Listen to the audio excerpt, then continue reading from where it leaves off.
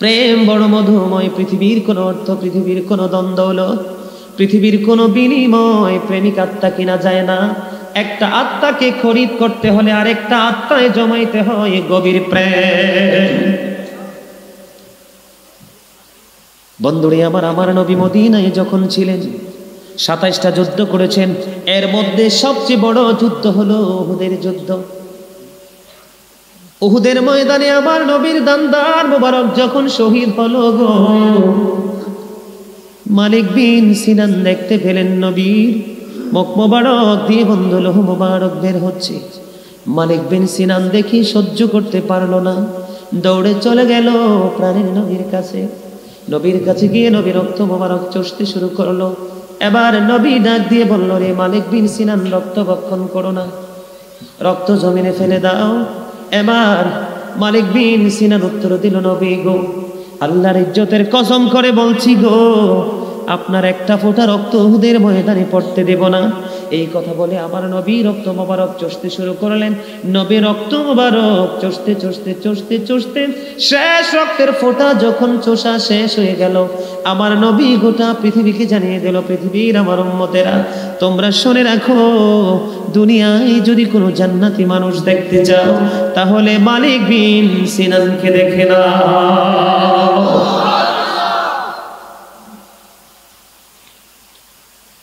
প্রেম যদি করতে হয় বন্ধু, আপনাকে ফলো করতে হবে আপনার আমার প্রাণের নবীকে, ঠিক কিনা বলেন?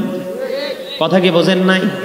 এটা আমি বলছি না, আল্লাহ বলেছেন, কুল ইন কুনতুম তুহিব্বুনাল্লাহ ফাত্তাবিউনি ইউহিব্বুকুমুল্লাহ ওয়া ইয়াগফির লাকুম যুনুবাকুম আল্লাহু গফুরুর রহিম। আল্লাহ বলেছে, হাবিব আপনি বলে দিন। তাই আমাদেরকে বলার জন্য আল্লাহ রাব্বুল আলামিন আল্লাহর হাবিবকে অর্ডার করলেন, আপনি জানিয়ে দেন, যদি কেউ আমি আল্লাহকে পেতে চাই, আমি আল্লাহকে পেতে চাই, তাহলে সে যেন নবীকে বন্ধু ফলো করে। কি করে? আল্লাহকে পেতে হলে আল্লাহর হাবিবকে ফলো করতে হবে, তাহলে আপনার জীবনের গুনাহগুলি মাফ হয়ে যাবে, আল্লাহর প্রিয় বান্দা বলে আপনি আখ্যায়িত হতে পারবেন। জোরে বলেন না সুবহানাল্লাহ। আল্লাহর হাবিব আল্লাহ বলেছেন, সে ইফ ইউ ডু লাভ আল্লাহ, যদি তোমরা আল্লাহকে ভালোবেসে থাকো, ফলো মি মুহাম্মদ সাল্লাল্লাহু আলাইহি ওয়াসাল্লাম, আল্লাহ উইল লাভ ইউ, আল্লাহ তোমাদেরকে ভালোবাসবে, এন্ড ফরগিভ ইউর সিনস, আল্লাহ ক্ষমা করে দিবে, কথা দিয়েছেন আমার আল্লাহ। এখনো সবাই কথা বলতে পারেন না, এখনো অনেকের জবান একদম হামুকের মতো লাগায় রাখছে। দেখবেন হামুক ছিলেন না, দেখবেন পানিতে নিবিড় ভাবে হাঁটতে থাকে, মানুষের পায়ের শব্দ শুনলে এত শক্ত হয়, এর গোস্তটা বের করতে হলে সারাটা ভাঙতে হয়। এইরকম কিছু লোক এখানেও আছে, মসজিদে গেলে দেখা যায়, মাদ্রাসায় গেলে দেখা যায়। আল্লাহ কিন্তু অহংকারী কৃপণকে পছন্দই করেন না। আল্লাহ ডাজন্ট লাইক দ্য প্রাউড। অহংকারীদেরকে আল্লাহ কি করে না? পছন্দ।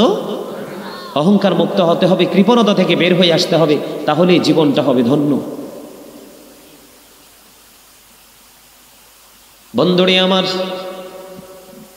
আমি ছোট্ট একটা আয়াত তেলাওয়াত করেছি পবিত্র কালামে হাকিম থেকে। ইয়া আইয়ুহাল্লাযীনা আমানু কু আনফুসাকুম ওয়া আহলিকুম নারা। আল্লাহ বলেছেন, O believers, save yourself and your families from the fire. আল্লাহ রাব্বুল আলামিন বলেছে, এ ঈমানদারগণ, তোমরা জাহান্নাম থেকে বাঁচো, তোমাদের পরিবারকেও জাহান্নাম থেকে বাঁচাও। আপনি যদি জাহান্নাম থেকে বাঁচতে চান, তাহলে আপনাকে আগে প্রেমিক হতে হবে, তারপরে বন্ধু আপনার আপন স্বজনকে প্রেমিক বানাতে হবে।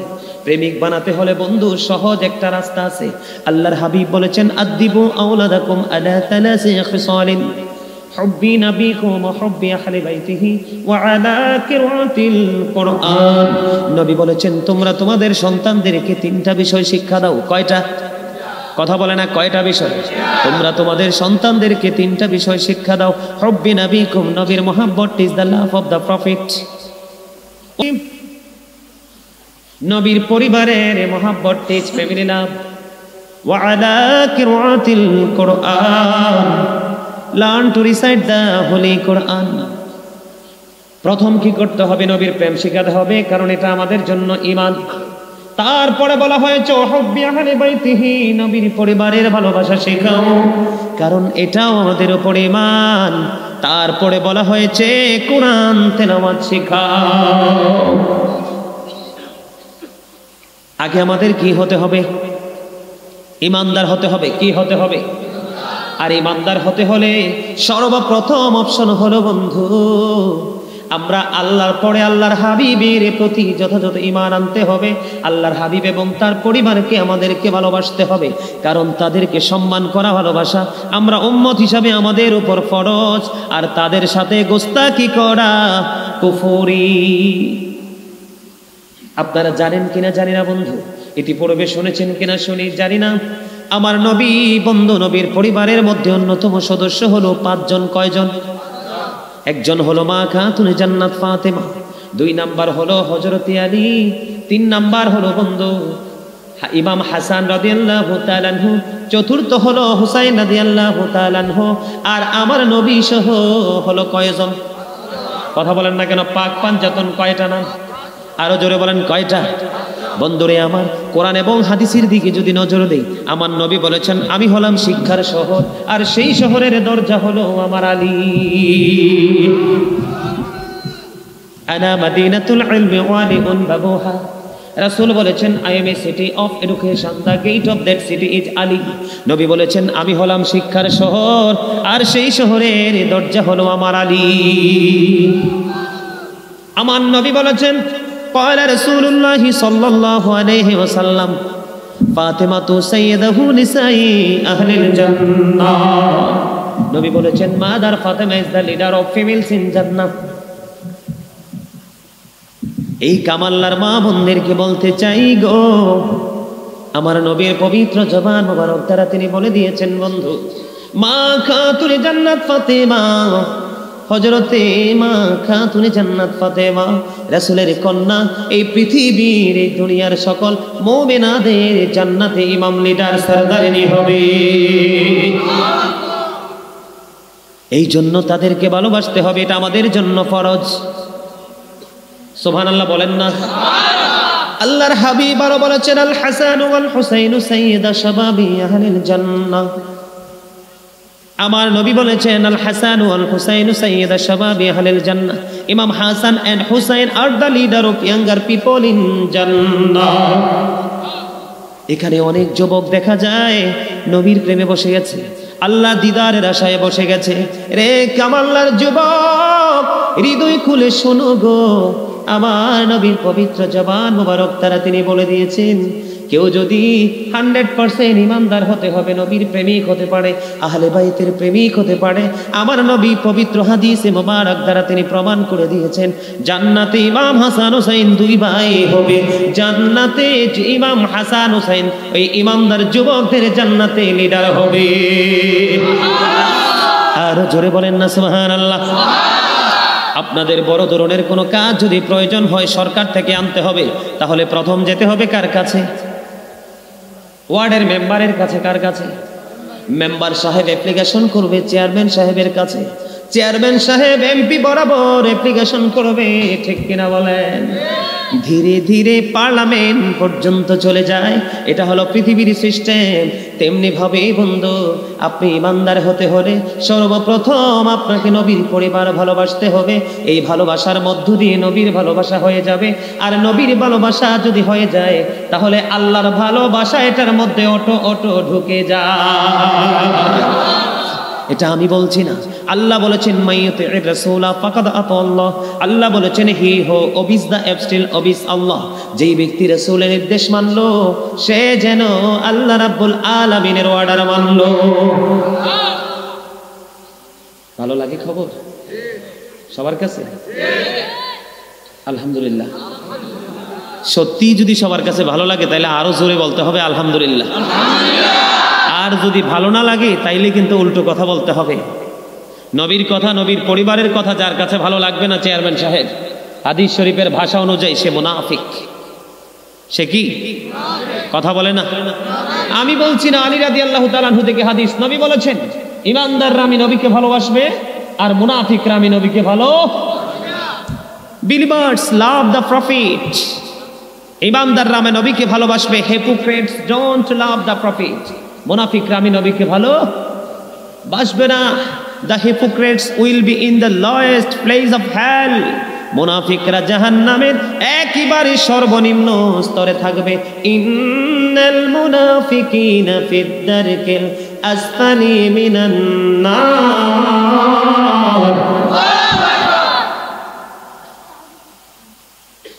আলহামদুলিল্লাহ বলেন না?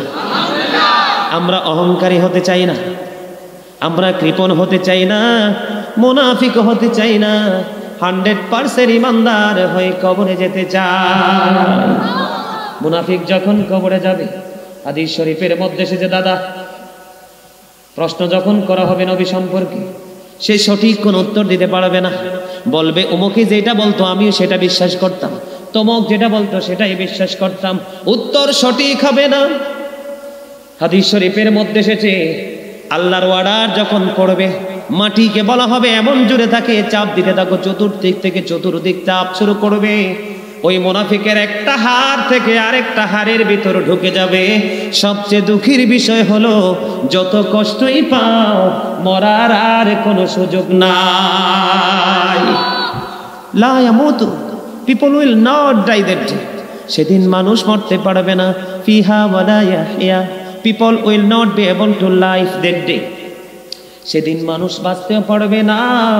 আল্লাহ বলেছেন অমাহুম আনহা বিগাইবিন, people will not be able to escape that day. সেদিন মানুষ সেখান থেকে পালাতেও পারবে না। যাবেনটা কোথায়? ভাব ধরে যে বসে থাকেন, মসজিদে গেল গেটা পারিব বাবারে, মসজিদের ইমাম সাহেব 5 মিনিট ওয়াজ বেশি করলে বাবা চাকরি কিভাবে ক্যান্সেল করবে, নেতাদের সাথে আলাপ আলোচনা শুরু হয়ে যায়। কথা বলেন না কেন? এরকম না? অথচ আল্লাহ কি বলে, ইন্নামা ইয়াখশাল্লাহা মিন ইবাদিহিল উলামা। পৃথিবীতে যে মানুষ আছে, এই মানুষ যে আমরা আছি আমাদের মধ্য থেকে, আল্লাহ বলেছেন আল্লাহকে সবচেয়ে বেশি ভয় করে শুধু আলেমরা। সব আলেম না, হক্কানি আলেমরা। আপনারা দাড়ি টুপি পাগড়ি দেখলে মনে করেন না সবাই সলিড না। স্মরণে এক দোকান থেকে কিনবেন, আরেক দোকানে এনে দেখবেন যে প্রায় 3 ভাগের 1 ভাগ তাৎক্ষণিকভাবে মাইনাস, ঠিক কিনা? কারণ ওই স্বর্ণকার ভালো না, আপনাকে কি মিজে ভেজাল মিশাই দিছে, আরেকটাতে বেচতে গেলে ভেজাল ধরা খায়। ঠিক এই পৃথিবীতে যেই হক্কানি আলেম বাতিল ফিরকা যারা আছে, তারা যে বক্তব্য দিচ্ছে, আপনি যে মন থেকে সেটাকে সাদরে গ্রহণ করে নিচ্ছেন, আপনি বুঝতে পারবেন কবরে গেলে ধরাটা কেমন খাইতে হয়। কারণ পৃথিবীর প্রেম তো আপনাকে অন্ধ করে রেখেছে। খুব বিচক্ষণতা নিয়ে পৃথিবীতে বিচরণ করতে হবে, গাফেল হওয়া যাবে না। দেখেন ইমানটা কত স্ট্রংলি আমাদেরকে ধরে রাখতে হবে। বলবো, হাদিস শরীফের মধ্যে এসেছে, রাসূল বলেছেন ক্বালা মান সাব্বা নাবিয়্যা ফাকতুলহু ওয়া মান সাব্বা আসহাবি ফাদরিবুহু। রাসূল বলেছেন, নবীকে যারা গালি দেয়, নবীর শানে যারা আঘাত করে, নবীর ইজ্জতের চাদর ধরে যারা টান দেয়, তোমরা উম্মত হিসাবে তোমাদের জন্য কর্তব্য হলো তাদেরকে হত্যা করে ফেলো। আর নবীকে নিয়ে কত কটূক্তি বর্তমান প্রেক্ষাপটে বাংলাদেশে চলছে, আপনি বলেন কইছে আর কি? এই জন্য কি প্রতিবাদ করতে হয়? হাদিস শরীফের ভাষা কি? তাকে হত্যা করে ফেলো। ওমান সাব্বা আসহাবি ফাদরিবুহু, সাহাবাই কেরামদেরকে যারা গালি দিবে, তাদের শান আজমতের চাদর ধরে যারা টান দিবে, তাদেরকে গাছের সাথে বেঁধে পিটাও, তাদেরকে প্রহার করো, তার মানে মাইর দাও। এখন তো আপনি আমি বিরানি দেখলে, 500 টাকা 1000 টাকার নোট দেখলে, যদি আপনার বাড়ির আঙ্গিনে একটু ঝামেলা আছে, একটু ড্রেজিং করে যদি আপনার বাড়ির পানি নিষ্কাশনের ব্যবস্থা করে দেন, ইমান নেই শুধু, আপনার 14 গোষ্ঠীর ইমান আপনি তার কাছে বিক্রি করে ফেলবেন। ঠিক না বেঠি? সাবধান হতে হবে। আমি আপনাদেরকে ছোট্ট করে একটা এক্সাম্পল দেব বন্ধু। হযরতে আনাস রাদিয়াল্লাহু তাআলা আনহু থেকে হাদিস বর্ণিত, হাদিসখানা এসেছে সিহা সিত্তার অন্যতম গ্রন্থ বুখারী শরীফে। বন্ধুরি আমার, এক খ্রিস্টান, বন্ধু খ্রিস্টান থেকে তিনি ইসলাম গ্রহণ করলেন। ইমানটা দেখেন কেমন। ইমানটা কতটা স্ট্রং আপনাদেরকে আমি বোঝানোর জন্য বলছি, কারণ যেহেতু আপনাদের সাথে প্রথম দেখা, কারণ আমাদের ইসলামের প্রথম রকম হলো ইমান, ঠিক কিনা বলেন? এই জন্য আমি আপনাদের কাছে প্রথম দিকে যতটুকু সময় লাগে একটু ইমান নিয়ে আলোচনা করব, তারপরে আমি আপনাদেরকে টপিক আকারে কিছু আমল দিয়ে যাব। রাজি আছেন তো? রাত্র যদি 2টা হয়, রাত্র যদি 3টা হয়, রাত্র যদি 5টা হয়, রাত্র যদি শেষ হয়ে যায়, এটা কি জানেননি ইমানই পরীক্ষা। অনেকের কিন্তু দাদা নাইয়া সিট দিছে, কই বাপরে বাপ কি কই রে, ঠিক না? এই লোকটা খ্রিস্টান ছিল, একজন খ্রিস্টান থেকে সে মুসলমান হলো। মুসলমান হওয়ার পরে বন্ধ করলেন সূরা বাকারা পুরোটা তেলাওয়াত করলেন, সূরা আলে ইমরান পুরোটা তেলাওয়াত করলেন।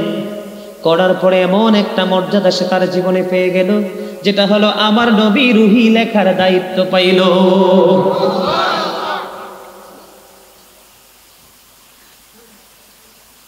নবী রুহি লিখতে লিখতে লিখতে লিখতে বন্ধু একটা সময় সে আবার তার ধর্মে ফিরে গেল।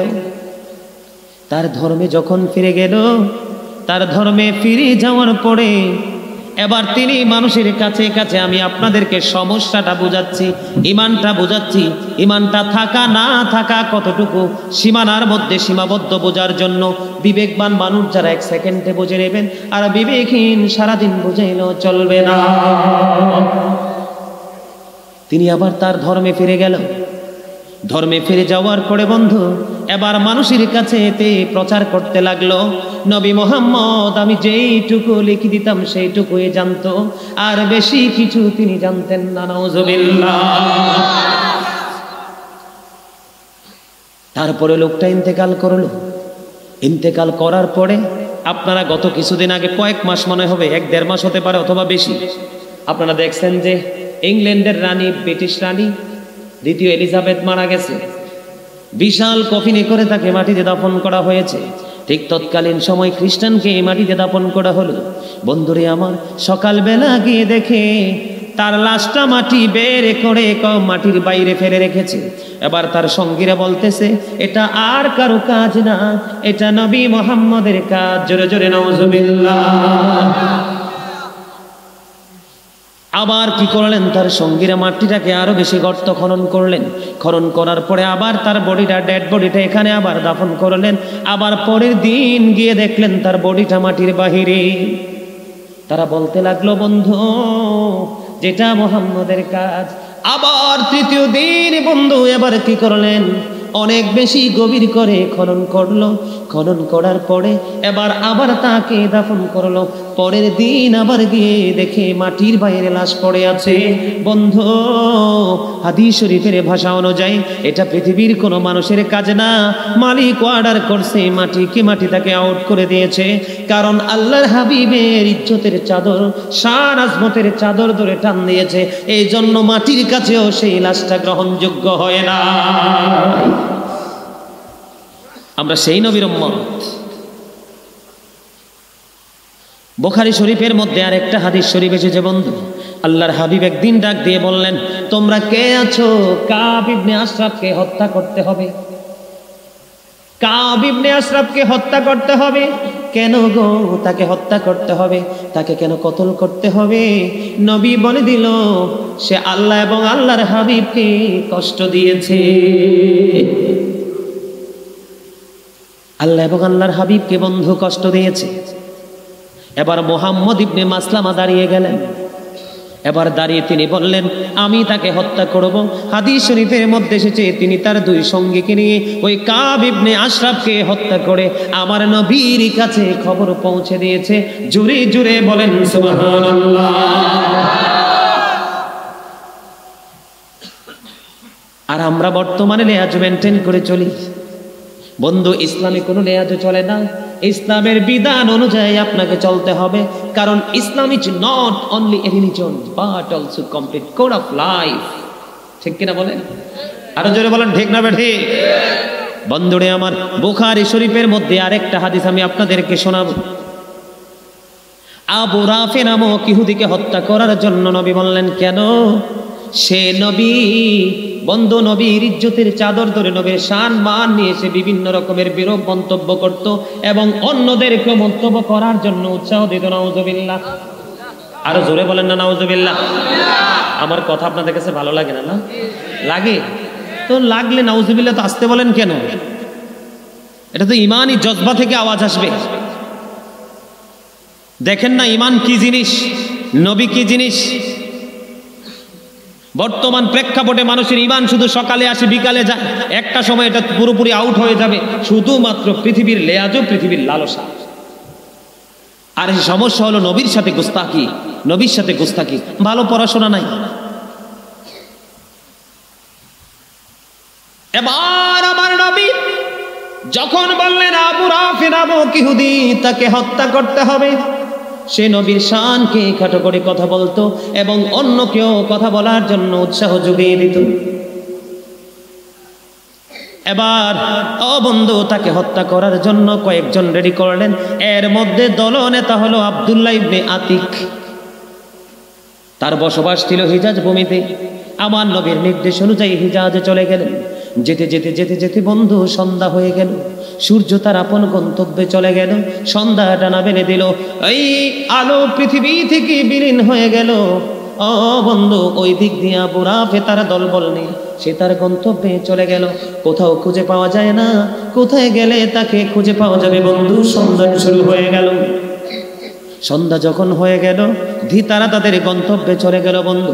তখন আব্দুল্লাহ ইবনে আতিক তাদের সঙ্গীদেরকে একটা জায়গায় বসালেন।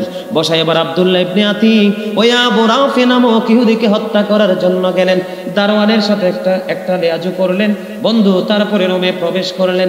রোমে প্রবেশ করার পরে দেখেন অনেক মানুষ এখানে ঘুমিয়ে আছে, শুয়ে আছে। এবার তিনি কি করলেন? এখান থেকে আবু রাফি নামক ইহুদিকে আইডেন্টিফাই করতে হলে, শনাক্ত করতে হলে একটা কৌশল নিতে হবে। তিনি বললেন আবু রাফি নামে ডাক দিলেন। ডাক দেওয়ার পরে আবু রাফি উত্তর দিলেন, কে গো? আমাকে নাম ধরে ডাক দিয়েছে বন্ধু। হাদিস শরীফের মধ্যে এসেছে, সঙ্গে সঙ্গে আব্দুল্লাহ ইবনে আতিক তরবারি দিয়ে এমন ভাবে আঘাত করলো, আবু রাফি ইন্তেকাল করলো।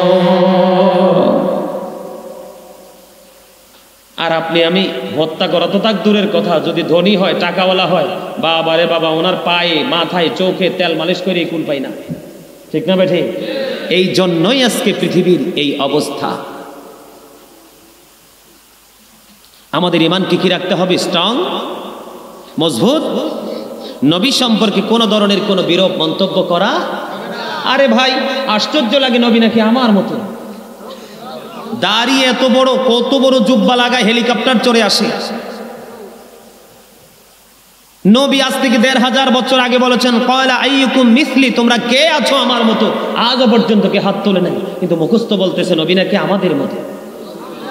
এই যে নবীকে আমাদের মতো বলে, নবীর শানকে ছোট করে নিচে নামিয়ে আনা, এটাই কুফরি। এটাই কি? এবার বোঝেন ইমানটাকে কিভাবে ধরে রাখবে।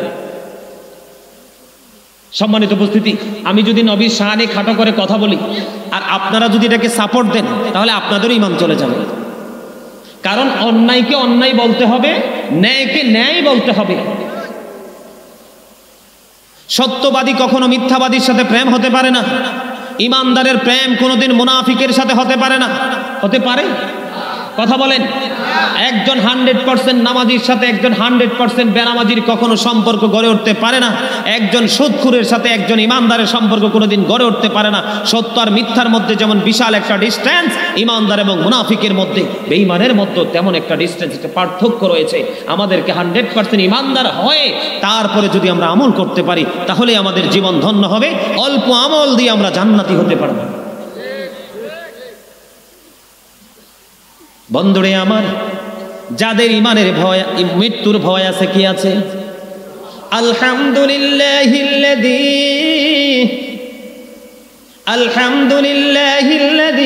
খালাকাল মাউতা ওয়াল হায়া লিয়াবলুওয়ান নাস।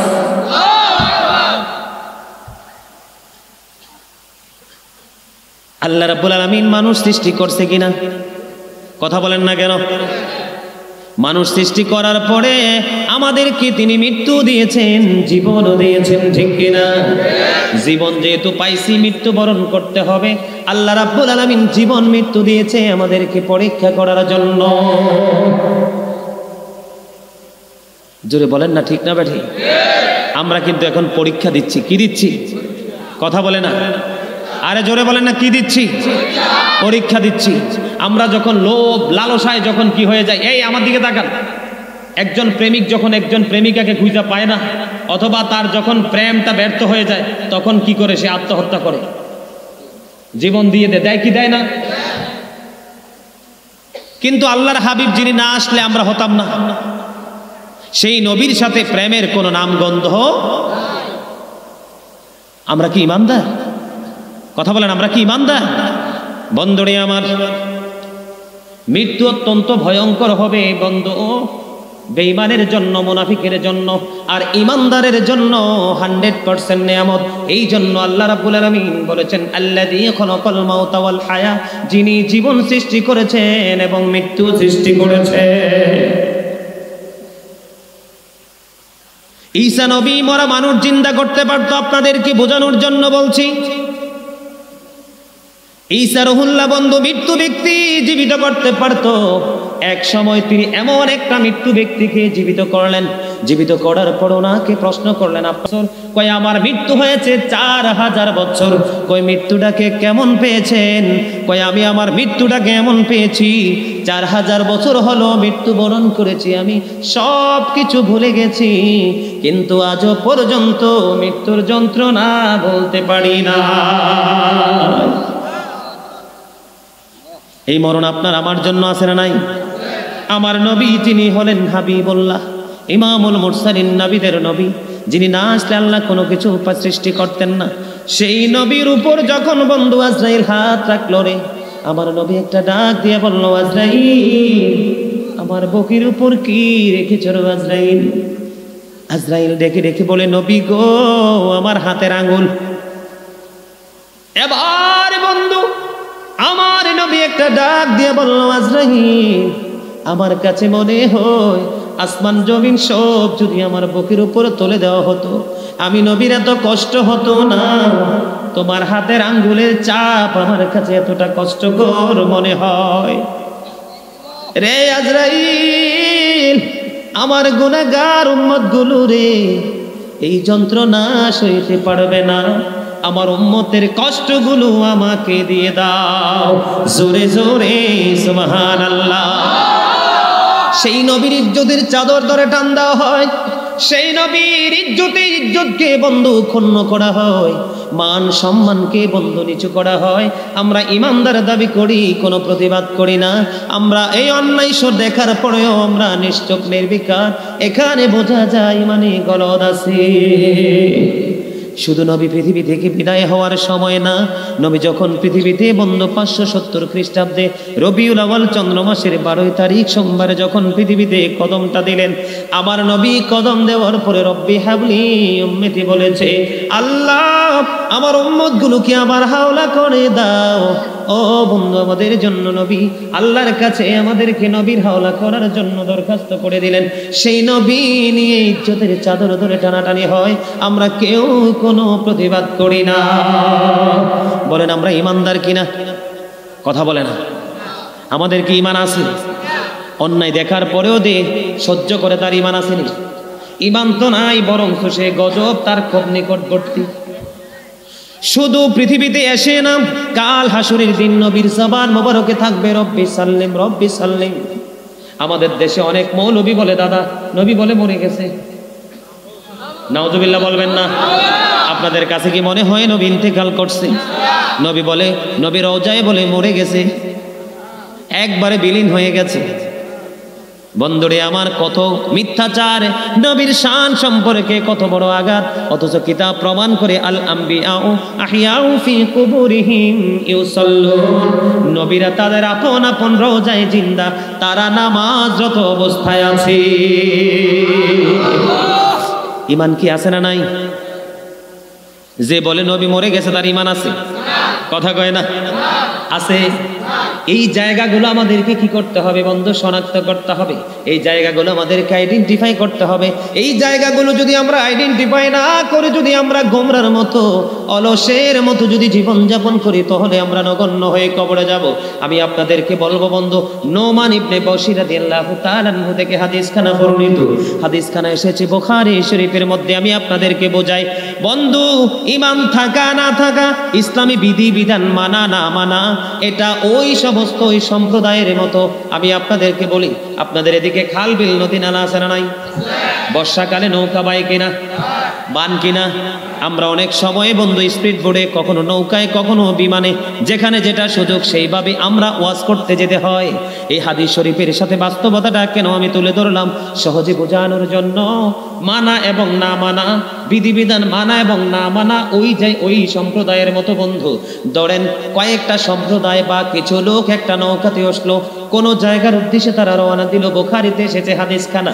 বন্ধুরে আমার, এবার যখন তারা গন্তব্যের দিকে রওনা হলো, রওনা হওয়ার সময় হঠাৎ করে বন্ধু লটারি নৌকাটা হলো দোতলা অথবা তিনতলা। কয়তলা?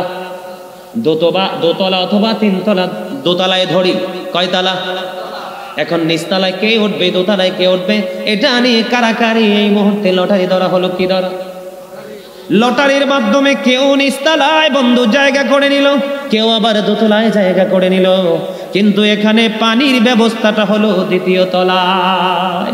কোথায়? পানির ব্যবস্থাটা হলো বন্ধু দ্বিতীয় তলায়। পানির ব্যবস্থাটা যখন দ্বিতীয় তলায়, নিচতলার মানুষের যখন পানির প্রয়োজন হয় তিনি দোতলায় চলে যায়। বন্ধু নিচতলা থেকে সিঁড়ি বেয়ে দোতলায় উঠতে নিচতলার মানুষের একটু কষ্ট হয়, আর দোতলাতে যারা বসবাস করে তাদেরও একটু বিরক্তি মনে হয়। এই পরিস্থিতিতে নিচতলার মানুষ যদি মনে মনে চিন্তা করে আমরা কষ্ট করে দোতলায় যাওয়ার কোনো প্রয়োজন নেই, কি নাই? কষ্ট করে দোতলায় প্রয়োজন, দোতলায় যাওয়ার কোনো প্রয়োজন নেই, আমাদের নিচেই তো পানি আছে। এখন যদি আমরা নৌকাটা ফুটো করে দেই, কি করে দেই? এখন যদি নৌকাটা ছিদ্র করে দেই তাহলে হাতের নাগালে পানি চলে আসবে। আপনারা বলেন বুদ্ধিমান না বুদ্ধিহীন? আবার নবী বলেছেন, রে আমার উম্মত, এই কামাল্লার মানুষ, আমার ভাই বাবারা, মা বোনেরা, সবাই শোনো। আমার নবী বলেছেন নিচতলার মানুষ যদি এই বুদ্ধি করে নৌকাটা ফুটো করে দেয়, কি করে দেয়? নৌকাটা ফুটো করে দেয়, নৌকা ছিদ্র করে দেয়, পানি উঠবে। পানি ওঠার পরে আর একটা সেকেন্ড সামনের দিকে যাবে না, নৌকাটা তলিয়ে যাবে অথবা জাহাজটা তলে যাবে। ঠিক কিনা বলেন? আমার নবী বলেছেন যখন ওই নিচতলার মানুষ এই রাবিশের মতো কাজ করবে, স্টুপিটের মতো কাজ করবে, সে যখন নৌকাটা ফুটো করতে চাইবে, ওই দোতলার মানুষগুলো যদি তার হাত ধরে ফুটো করা থেকে যদি বিরত করতে না পারে, তাহলে নিচতলার মানুষ সহ দোতলার সকল নৌকা ডুবে, সকল যাত্রী নৌকা সহ ডুবে সবাই মারা যাবে। ঠিক কিনা বলে? বন্ধুরে আমার, এটা হলো কেমন জানেননি? সৎ কাজে আদেশ করা এবং অসৎ কাজে নিষেধ করা। বন্ধু এটার মধ্যে পার্থক্যটা হলো ওই রকম। ঠিক কিনা বলে? কথা কি বুঝে আসছে? এখন নৌকা ফুটো করলে পানি ওঠে, নৌকা তলিয়ে যাবে, সবাই মারা যাবে। ঠিক তেমনি বন্ধু একজন যদি ঈমান হরণ করার মতো বক্তব্য দেয়, বন্ধু তাকে আমরা প্রতিহত করতে হবে, সবাই মিলে তার কাছে যেতে হবে। ঠিক কিনা বলেন? আর যদি চুপচাপ থাকি, সে বলছে বন্ধু, তাহলে সেই এফেক্ট কিন্তু আমাদের উপর এসে পড়বে।